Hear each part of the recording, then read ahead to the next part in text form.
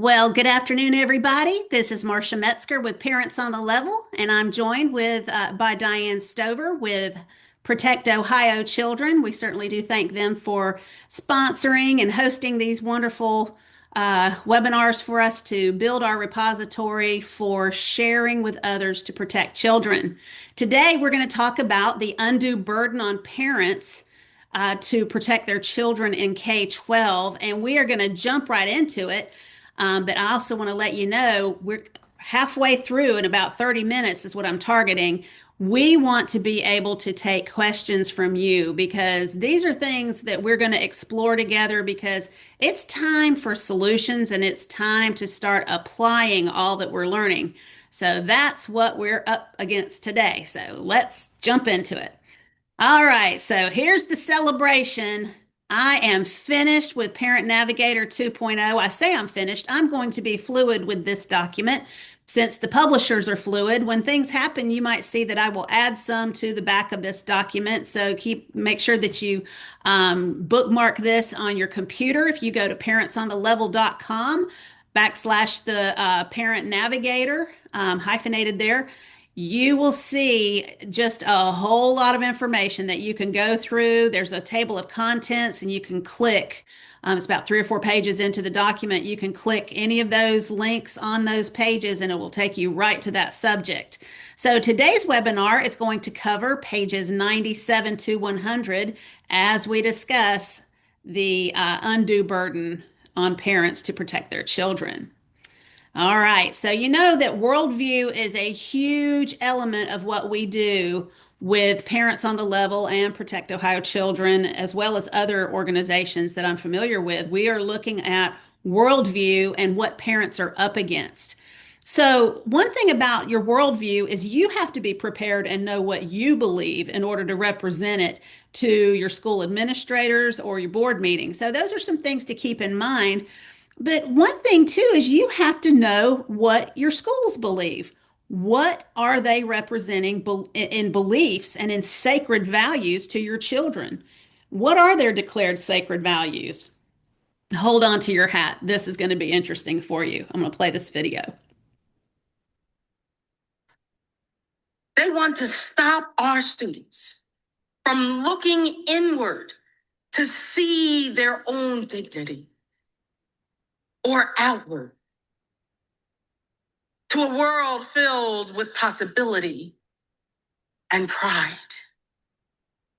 NEA, none of this is normal. And it is not by accident. It is all despicably deliberate. The pitting of parents against educators, neighbors against neighbors, communities against themselves.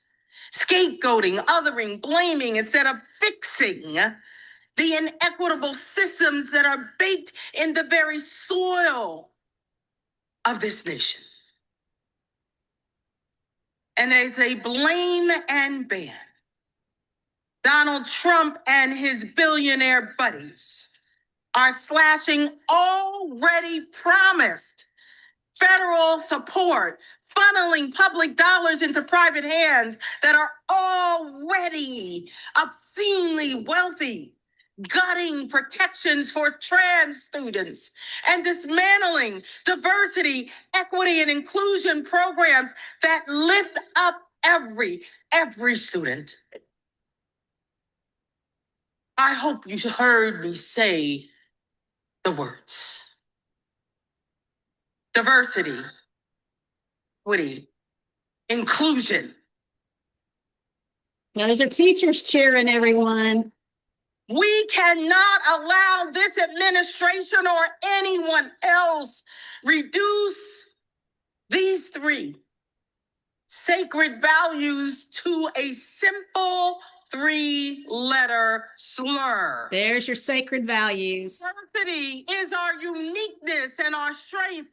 Equity means every student gets what they need when they need it in the way that serves them the best. Inclusion flourishes when all of our students are seen and valued and respected, that they all have access to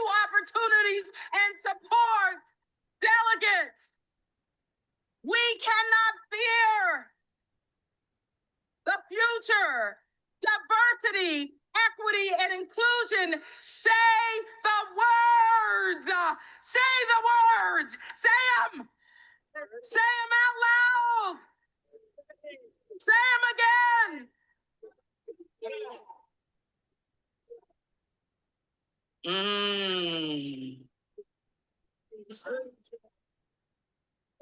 Oh, freedom.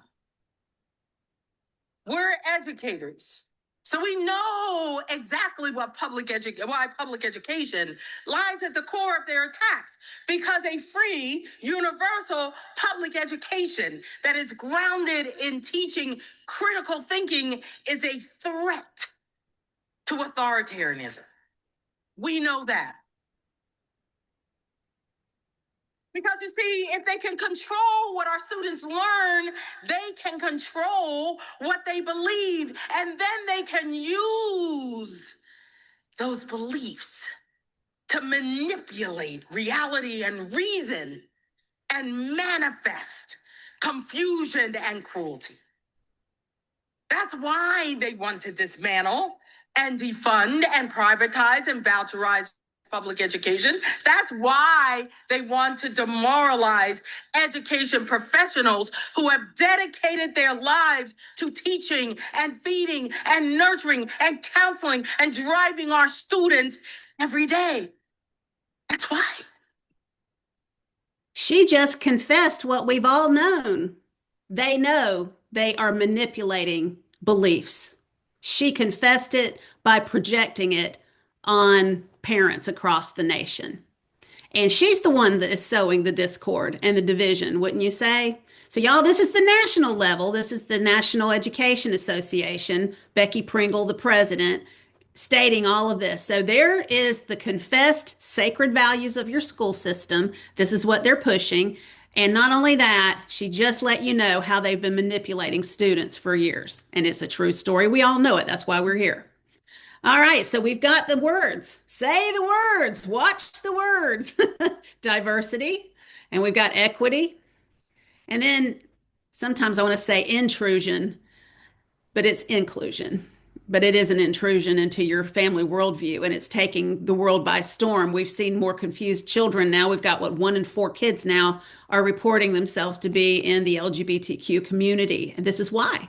This is where it's coming up from. This coupled with Netflix. Have you seen how Netflix is bottoming out since Elon Musk has been exposing all their transgender materials and everything? I canceled mine. I've canceled mine a couple of times now.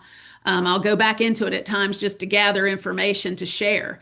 But yeah, Netflix, they are bottoming out at this point. So you've got all of this. This is their culture. You know, they have all these culture and climate departments in the schools.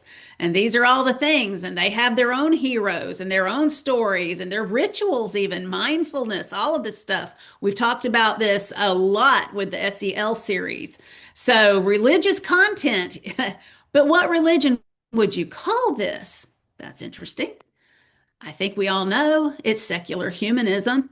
Secular humanism. And they are definitely looking at ways of recreating and moving this religion forward in the schools.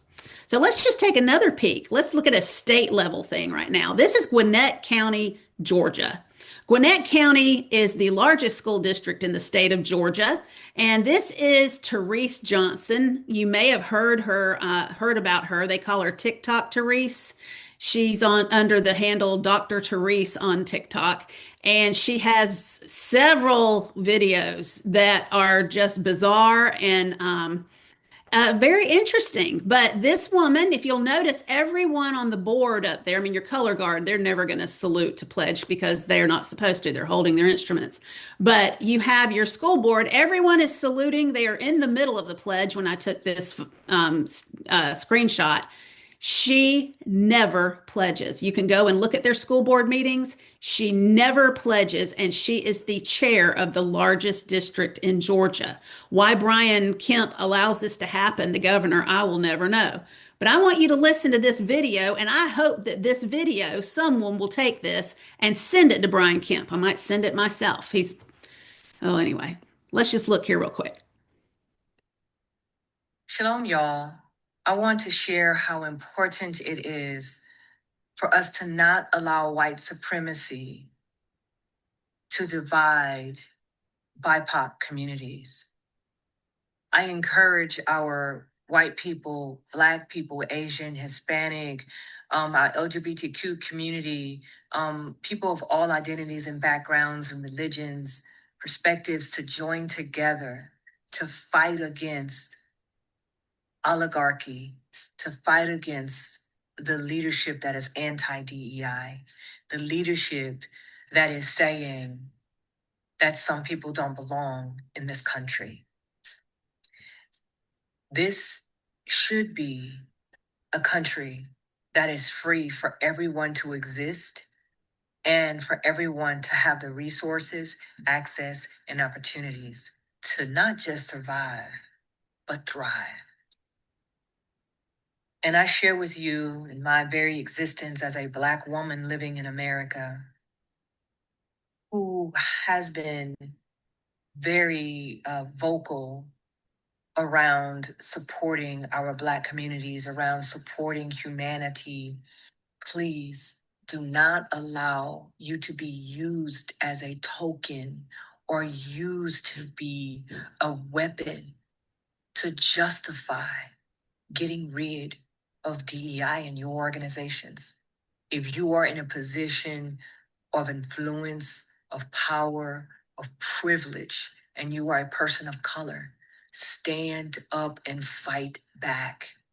Think about innovative, creative ways to navigate this time. And that's what she's doing. Know that it is not just about deleting everything that has to do with DEI.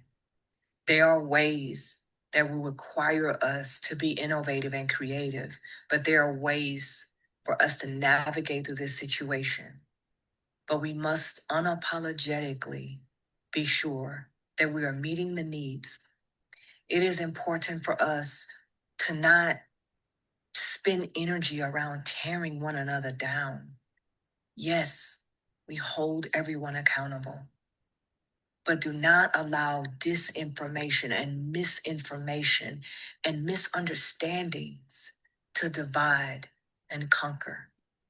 More than All right, she goes on and she speaks a lot more about all of this information. I mean, she just gets just further into it. But you heard enough to understand what she's looking for and promoting is to find creative ways to continue DEI in whatever realm you're in. And her realm of influence, she's a person of privilege as a person of color, is to look for creative ways of doing things. And what she is doing in Gwinnett County, Georgia, is no matter the public comments that the parents do not want this radical sex education in her community, she's going for it anyway. She's pushing it. She's pushing the envelope. I have a whole chapter in the Parent Navigator 2.0 about her, and you can look up and learn more about her there because these are the kind of people. I don't care what state you're in, you have got to know who is controlling your board, who is the person that has the major dynamic influence on your school board. What is that main voice that is continuing all of the DEI applications in your school? So it's very important to look in, vet them. You can go and look on their social media, Blue Sky, LinkedIn, Reddit, any of those that you can find their information on, look and see where they are from. Most of these people want you to know what kind of work they do. I have seen so many documentations on some of these websites, and that's how I learn about the people at the different levels. So that's how you just start digging. So I know you guys have the tenacity to do it. So I'm just showing you it's at every level. All right.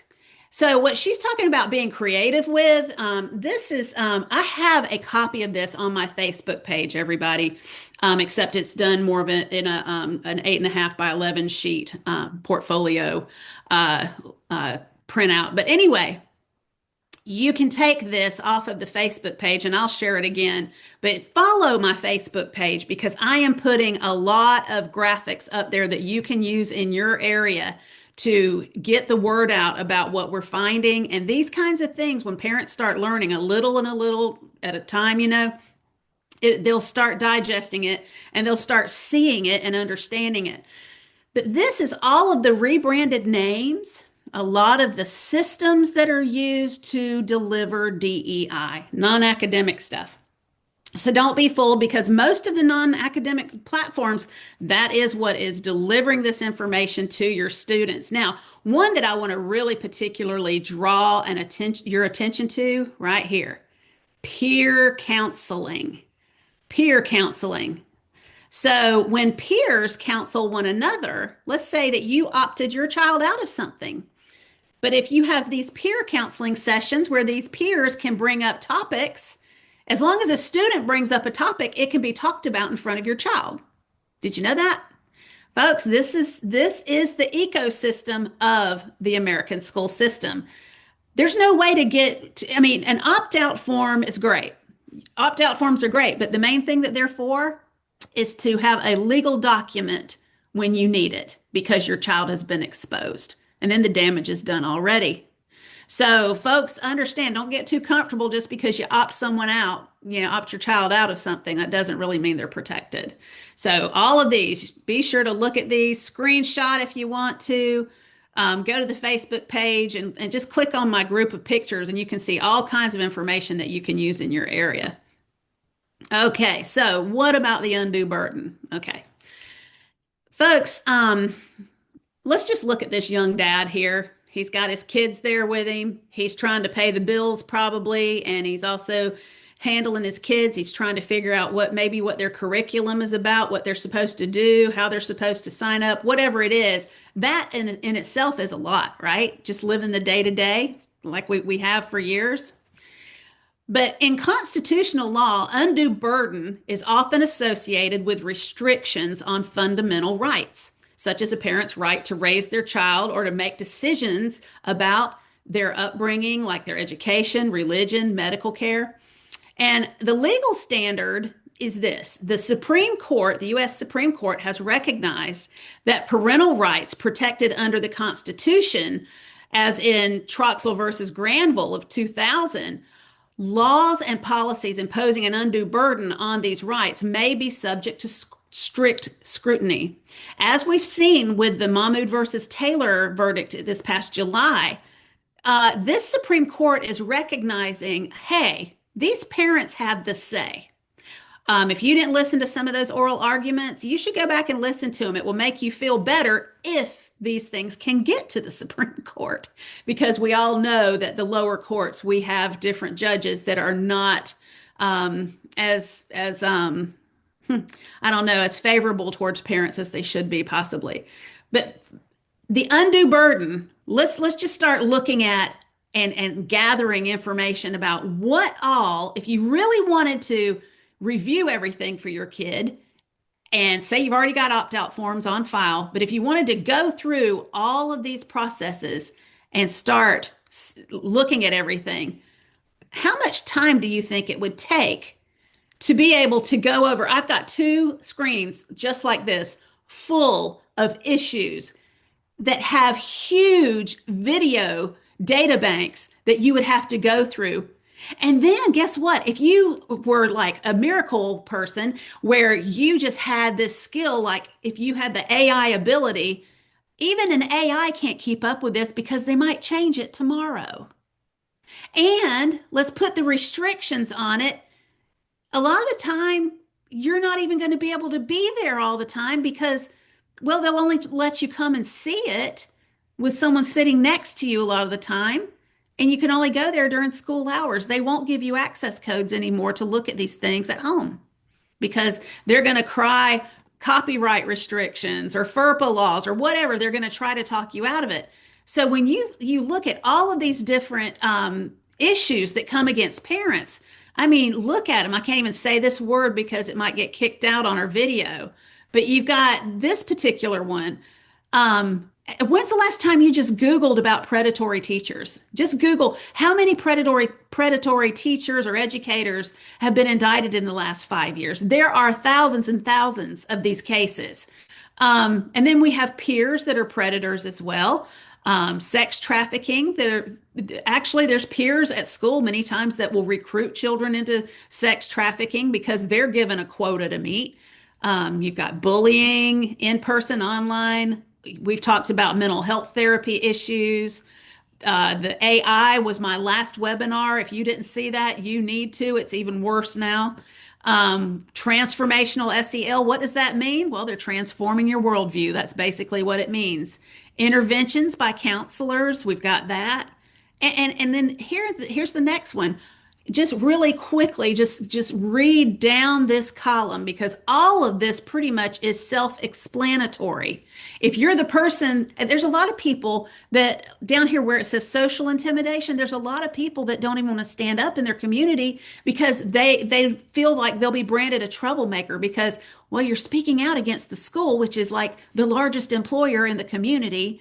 And that's not healthy for our community. Oh, I've heard it all. I've had it said to me. I don't know how many times when I've gone to school board meetings and spoken. So, but then too, at the very bottom where it says lack of church support, this breaks my heart the most.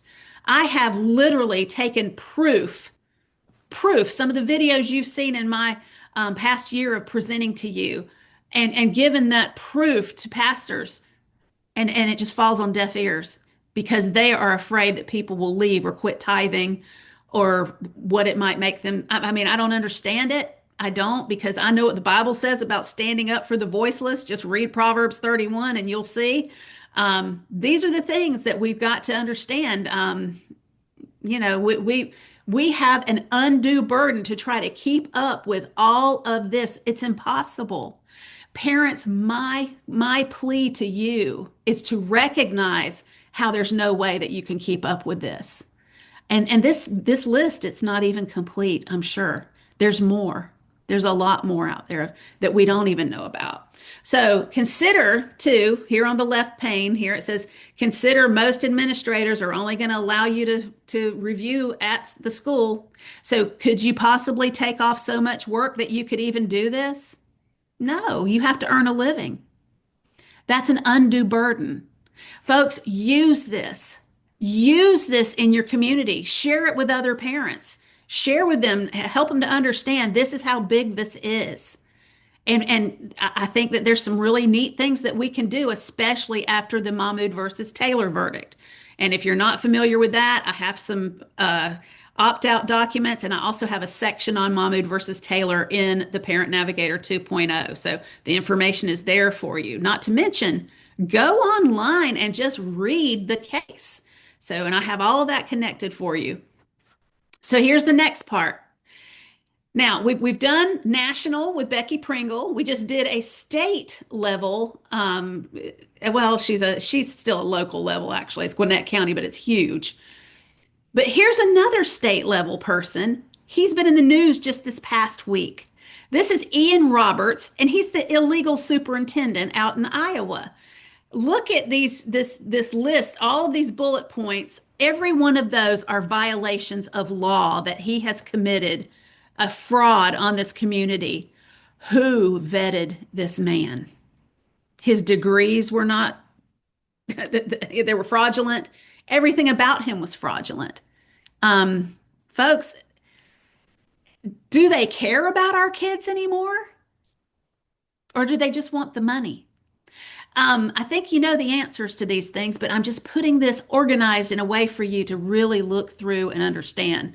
This is how you have to, we have to vet who we're putting our children's hearts in the hands of these people. Okay, this is how serious this is. So you see the man. So in light of these leaders, and now with the report of this Iowa school superintendent, it looks like we have to just vet everything. We have to insist now today that our people hire vetted and vested local educators. I can't stress how important that is. You want someone that loves your children and loves your community and that is accountable to your community. If you have someone that is a longtime resident of your community, the chances of them doing something that's so out of the ordinary, or well, I don't know, it's pretty ordinary now, but something that is so atrocious to our children, and they would be accountable to their community, I think that is powerful. So that's something to consider as well. So also the woke school boards, vote them out and vet your candidates and get the word out. Better yet, why don't you run for school board? All right. So again, this list, all of this today is not all conclusive. I mean, there's more, I'm sure. But when we look at all of these terms, we look at all of these things, we understand now how important local control laws really are and how we need to reactivate them or get them activated to start with. This is so important. We also need to file with the Office of Civil Rights and the OCR. We need to file violations against these schools that are mowing down our religious values and beliefs. Mahmoud versus Taylor gives us that right. Read that chapter in the Parent Navigator. Also, ethics violations. If you have a teacher that has been particularly just offensive to your child, um, I mean, there's so many things going on right now. File an ethics violation. Read your ethics code of ethics for your state and find out if they have violated one of those. File, even if you can't prove what they've done. Even if there's something that's gone on that they're going to use some kind of red tape to get this teacher out of, still, if there's a consistent pattern of violations filed on a particular person, that comes into play. So don't ever underestimate your ability to have a little bit of a strong arm in the situation. So, but I mean, it's something you want to be careful about. We don't want to make somebody lose their position or their job if they haven't done anything. So make sure handle this with care. But then, too, don't be afraid to file a lawsuit. I'm seeing more parents even doing pro se stuff. I don't recommend pro se because you could really mess something up if there's a judgment against it. But if there's any way you can do a lawsuit, if you could find someone like one of these like Alliance Defending Freedom or America First Legal or one of these, Liberty Counsel, one of these different organizations that could help you, by all means, gain their counsel and move forward because this is where we have to look at landing this plane. So that's my last question. How are we going to land the plane? How are we going to land the plane and not feel overwhelmed? Not feel guilty because we're so busy we can't possibly get to a school board meeting or whatever. We've got children at home, we have to take care of them. How do we land the plane to where we can still function and can still move forward and educate our children? How do we do this? How do we do this? Well, for one thing, the plane lands on your table. Parents, are you putting food in front of your kids in front of the TV? Or are you really sitting down and getting in their business? Is your child scrolling on the phone while you're sitting there trying to eat dinner? Are you scrolling on yours? You cannot overestimate what your influence is in your child's life. The plane truly does land on your table. And it also lands where you collectively look at what you have going on in your life and where you can make cuts in order to provide possibly a homeschooling environment for them or a micro school. You can go to publicschoolexit.org or .com, public school exit, it might be .com. You can go there and they have plenty of ideas for how you can make another alternate education plan. I totally tell people when they ask me what I think, I'm like, get your kids out, get them out of these schools. That's all I can say. I know some of the best educators, I know some of the best administrators, but I'm just going to tell you, even they can't stop the data collection or um, the digital programming, the AI, even they can't stop it. And they know they're struggling to keep it out. I know, and I talk with some people, they try to unplug the data, but they can only do so much. And I hope this can get changed for those teachers that are really quality people, the educators that are there that really do want to do a good job, because there are several of them in the system still.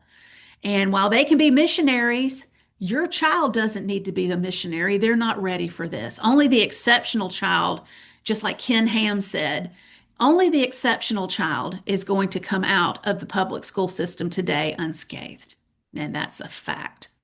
All right, so work with your community and work to access all digital content. Here's some tools you can use. When you're given the constitutional burden, you'll know it.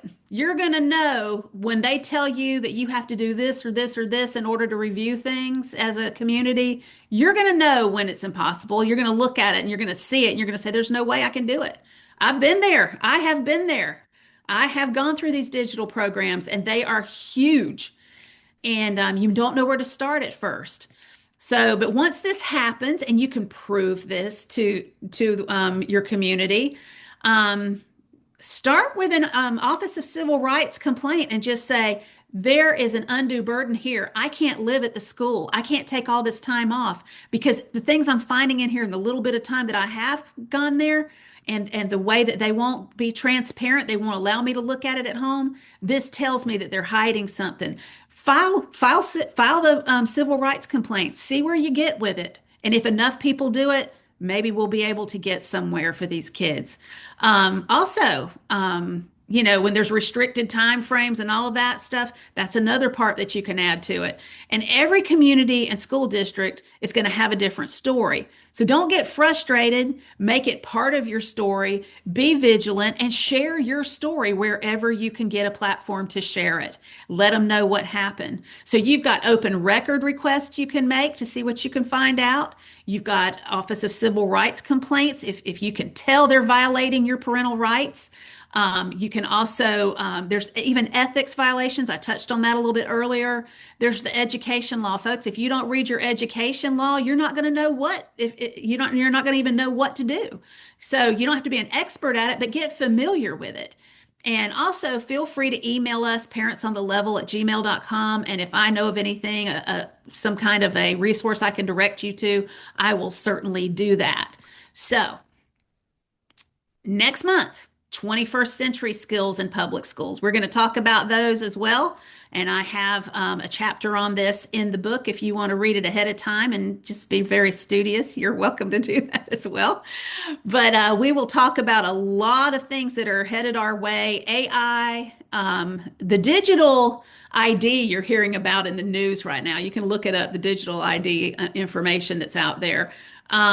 The schools, they've got so much in place that will just fall right into line. And this has been going on for quite some time that will fall right into line with digital ID. So there's a lot of things that these systems will cover these things. We're going to cover a lot of the approaches they're using for 21st century skills and global, the global aspect of it. So be sure to get the word out on that and stay tuned. So with that, I will say special thanks again to Protect Ohio Children for hosting our webinar. And now Miss Diane is going to get the questions ready. Do you have questions for this particular topic? Marcia, at this time, I don't have any questions. I want to invite everyone, if you have questions for Marcia, to put them in the Q&A icon at the bottom of your screen. I know a lot of the questions that I get, I mean, my phone rings a lot. And a lot of the questions I get is how do I get access codes? How do I look into what's happening? Well, first, do an open record. And actually, as a parent, you don't have to do an open record. You should be able to go and meet with your teacher or administrator. When I go, I make an appointment with the school superintendent generally. And what happens there is he will or she normally will meet with me and they will talk with me about, they will try their best to say, oh, you don't need to look at this. They'll try to just distract me from it. But then there's some people that are out there that know there's issues with this and they will give me everything I need. So don't ever underestimate yourself. Go and ask for the codes yourself. And when you do it in person, you get a better result, I find. But then two, if you're a citizen like me, you don't actually have children in the school. What you do is just an open record. Just say, I would like to see the access code. I would like to have access code so I can review the following curriculum. And that's what I did when I reviewed Edgenuity and Second Steps and Imagine Learning and all of that. And that's how I got access back then. But now it's a different story. They want to cash in on the copyright thing. So there you go. Did I get any yet? Yeah, we have a few that have come in now. Let me read this first one for you. Have any education executive orders been expanded or revised? Wow. I think this is referring to from the Trump administration. Um, Anything you want to talk about with the Trump executive orders? He's pretty much, if you want to file anything that has to do with DEI, they are very receptive to that. But as far as the expanse of it, I've been writing this book and I've not kept up with every single thing. What I would do if I were you is I would definitely get on Grok or another one of those and ask those kind of questions because they keep up a lot with that kind of information. So, and if I kept up with it from yesterday, it would be different today. So, yeah, they do change a lot and expand. So, I will definitely just direct you to just stay in tune with some AI and ask, but make sure, folks, make sure when you talk with AI that you get like give me the reference date, give me the video, and you make sure that you follow the links that it's using because a lot of the time it's wrong. I have found a lot of wrong information. So you have to know, make sure that you are weighing that out correctly. So, Marcia, I can comment a little bit about the executive orders based on some information that we recently got here in Ohio. There is a process of sending a complaint to the federal government around failures to comply with executive orders. However, they want you to start at the local level. They want you to triage it from your local school district and then to your state board of education and then up to the federal government. And, like the Virginia district that has so many troubles. Loudoun They're on County, a, I'm sorry? is it Loudoun County? Yeah, Loudoun County. There's a list of high sort of red flag districts that they have already. And so if a district is out of compliance, we can get those districts added to the federal government's list of non-compliant school districts. So there is a way we probably could post some of the actual process for doing that and where to send them and that kind of thing. So we'll do that at our next webinar. I have another question here, Marcia. Is there a way to persuade pastors to step out and take on these issues? I have this issue in my church. Well, one thing you can do is have a meeting with them. I'm a pastor's wife, and I can tell you this. When a sincere heart comes and speaks one on one with the pastor, and you let them know why you're concerned, what's going on with it. It's the same with the school superintendent. Bring them the information and make them see it with you. Bring your laptop and show them a short clip and show them the proof of what you speak about. Show them why you're concerned. Let them understand that this is something that God is going to hold them accountable for, that he needs to understand that because it's just that important. And I don't do it in a mean way. I'm very humble when I talk with these people. I'm very kind and I try to help because like what Diane just said about, going through the processes, the chain of command, that is something that's just that's like common courtesy. So being that way with your pastor as well or anybody, and just say, can I meet? Can we meet once every other week about this so I can show you what I'm learning because I'm very concerned about this. And not only that, I've told you about public school exit, and there's other organizations that you can start in your church, like Salt and Light. There's one of those. There's several others that will bring this kind of awareness to your church and just helping your church understand that being the salt and light in the world is what we are called to do, right? This isn't political. This is about the absolute eternity of our children. So this is that important. So make sure that you just really pray about it, take it to your pastor in that respect, and hopefully you'll have some success. If you want me to help talk with them, if they'd be willing to talk with me, I would be happy to talk with some pastors too. Okay, Marcia, what is the simplest way to explain in a few words, and this is a tough one, how to explain in a few words DEI and SEL? Oh wow, that is a tough one. How do you explain that in a short way? Well, Pretty much. I would just say, did you know that diversity, equity, inclusion are considered the sacred values of the American school system, according to Becky Pringle, who leads the nation's largest teachers union, who trains all these teachers, has a lot of money and influence on the teachers. So what does that mean? When they say inclusion, that means that your child would have to use pronouns for kids, and they would have to say that, yeah, you can be a male or a female when biologically it's impossible. It's when you have to go against what you know to be true. And that's where a lot of this goes. And it's a manipulation in cultural Marxism that is going to bring in a lot of division, to sow division between the students, to bring chaos to your school. That's why it needs to be outlawed. So it's really the divide and conquer. Now, social emotional learning, that is the pretty much the manipulation of the minds of children using mental health in order to bring about a transformation for them to receive these diverse communities and understand that they'll be taught through a critical lens where cultural Marxism again rules, and where if they are a white student or a Christian student, they will feel less than. And a lot of the time, that's what is increasing the numbers in the LGBTQ community, because they don't want to be seen as just some white cisgendered non-BIPOC person. SEL teaches a lot of that. So that's in a nutshell. Now you can ask teachers what SEL is, and every one of them will give you a different answer. They'll give you this flowery thing about learning empathy and making responsible decisions and how to read a room and all this stuff. Don't buy it. It's not true. This is cultural Marxism. So that was a big nutshell. Sorry.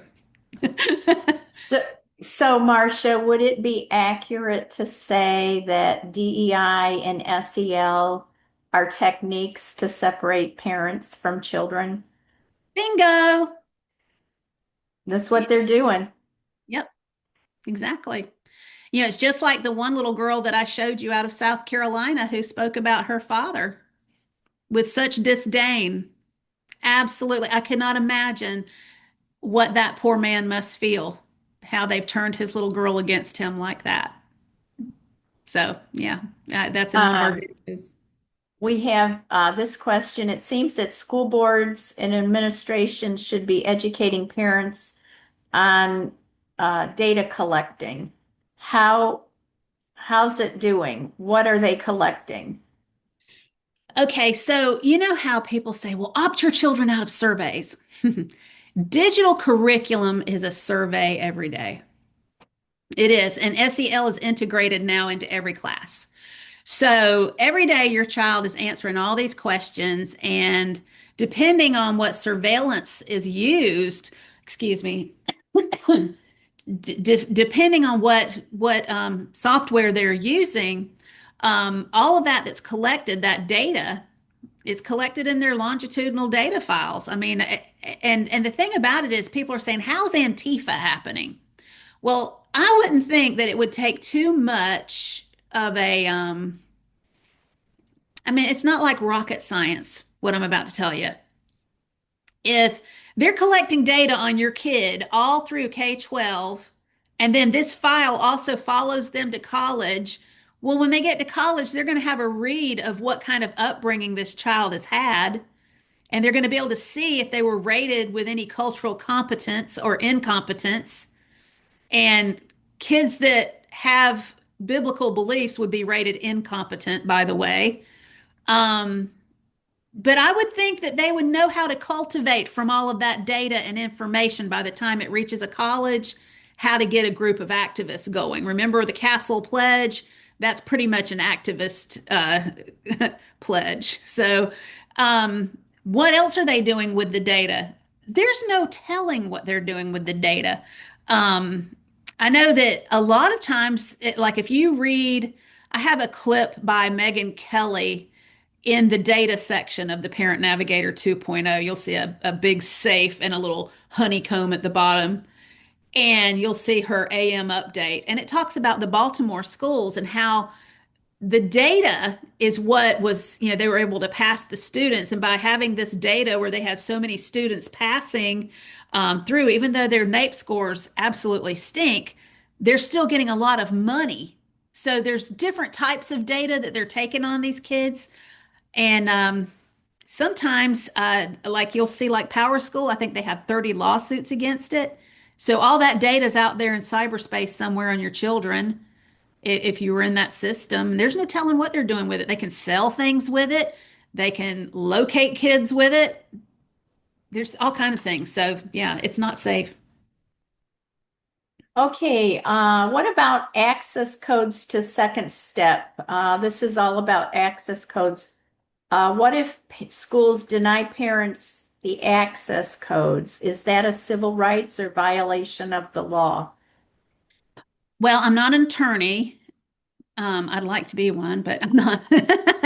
um, Honestly, access codes, I have been shut down with them. And at this point, if I were to go through the throes of trying to gain access into a program and they denied me access or said that I can only come to a certain time from this time to this time, if I had an active case like that, my plan would be to file an OCR. I would just file it and just see where it would go, and that's an Office of Civil Rights complaint.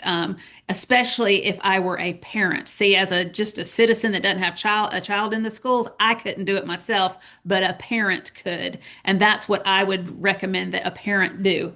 I don't know if a grandparent can or not, but you could ask. I mean, I would send an email to maybe, an attorney that maybe, and see what they say. So just check into, and the thing is, what might not be the case in one state might be the case in another. We have to get, let's just follow TikTok Teresa's advice. We have to get creative too. So even if it makes a headache for an educator or an administrator or whatever it is, file the complaint, because all of the OCR complaints have to be investigated, and they have to give a report on everything that they're doing at the OCR. And if they start getting flooded with these kinds of things, they'll something somewhere where it can make its way through and set some precedent law. That's my guess. That's what I would try. So we're being reminded through the chat that the executive orders that are coming from the Trump administration are not going to solve all the problems, that we Right. still have to be engaged at a local level and that we need to be engaged with the school boards. If we're turning our kids over to a local school district thinking that Donald Trump's executive orders will protect them, it's a huge mistake. More than ever, we have to be vigilant to know what is being taught to our children and to engage with these school boards and let them know that we oppose anything that has to do with DEI and SEL. So that was a good reminder for us. Absolutely. I don't know if you have any comments you would like to add to that, Marcia. I have a picture that was a meme on probably X, and it was a picture of Donald Trump in a tuxedo, and they were calling him 0047. He was walking down the steps of a plane. It's kind of funny. But I put the picture in the book because I said we cannot afford to think of him like he is the savior of the day that's going to rectify all of the wrongs in the school. We do have to get involved at the local level. One of the reasons that they're disbanding the Department of Education is in order to put it back to the states. So, how can we impact change? You need to also find out who all your legislators are, and you need to call them relentlessly. You need to file emails with them, put emails on file, send them stuff about the schools, anything you find, tag them on X and Facebook, wherever they're at. Keep hammering, and don't underestimate your voice. Get people in your community, get a team, be the parents on the level, at the level. You have to do it. There's no way. And even if you're able to pull your children or grandchildren out and educate them at home, you still need to be involved. And the reason for it, these are the leaders of tomorrow for this nation. It's a republic if we can keep it, right? So that's where we're at today. And be sure to check out both of these books on my website, because these will give you a lot of ideas and a lot of insight and help you understand and digest what's going on more so you can be more effective. and not just watch a webinar, put feet to it. Okay, put feet to this. I want you all to go on Facebook, Parents on the Level, follow, go in there and like as many things as you can like. Start helping me generate the word, excuse me. Um, Start doing that. And not only that, I'm so sorry. Make sure that you tell people about this book. Send it to your legislator. Let them see what's going on. Send them our videos. When you hear something, oh, there's a video on Parents on the Level about that, send it to them. And just help make sure that you help get the word out.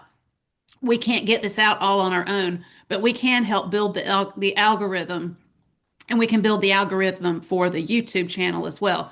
So anyway, don't forget we have next month, November the 3rd, and we're going to be looking at 21st century skills. And I can't wait to talk to you about that. I hope you all have a great week, and I look forward to seeing you again then. Sorry Thank about you. that. Okay. Thank you, Marcia. You're welcome. Y'all have a great month. We'll talk to you then.